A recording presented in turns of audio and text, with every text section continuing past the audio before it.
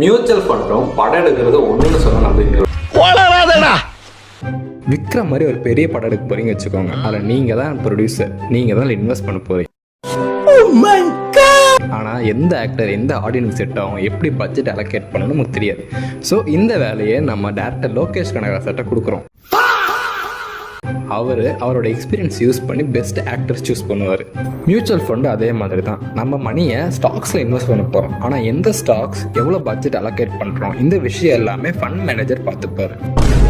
Fund manager அவர் experience use பண்ணி best company stocks choose பண்ணுவார். எதையுமே ஒரு அளவுக்கு மேலே தெரிஞ்சுக்கிட்டா நிம்மதி போயிடும் போல இருக்கு. இங்கே எப்படி டேரக்டர் லோகேஷ் கனகராஜ் வெறும் ஆக்டரை மட்டும் வச்சு படம் எடுக்காமல் நிறைய சப்போர்ட்டிங் ஆக்டர்ஸ் வச்சு படம் எடுத்தாரோ, அதே மாதிரி தான் ஃபண்ட் மேனேஜர் நம்ம இன்வெஸ்ட் பண்ணுற மணியை ஒரே ஒரு கம்பெனி ஸ்டாக்ஸில் மட்டும் இன்வெஸ்ட் பண்ணாமல் நிறைய கம்பெனி ஸ்டாக்ஸில் மணியை பிரித்து இன்வெஸ்ட் பண்ணுவார். இதுக்கு பேர் டைவர்சிஃபிகேஷன். நோட் பண்ணுங்கப்பா பின்றாம்பா. இங்கே எப்படி டேரக்டருக்கு நம்ம சேலரி கொடுக்குறோமோ அதே மாதிரி ஃபண்ட் மேனேஜருக்கு நம்ம ஸ்மால் ஃபீ கொடுக்கணும். அதுக்கு பேர் தான் எக்ஸ்பென்ஸ் ரேஷியோ. சார் அந்த பேலன்ஸ் தர்றேன். சரிங்க சார். தருவானா தரமாட்டான்.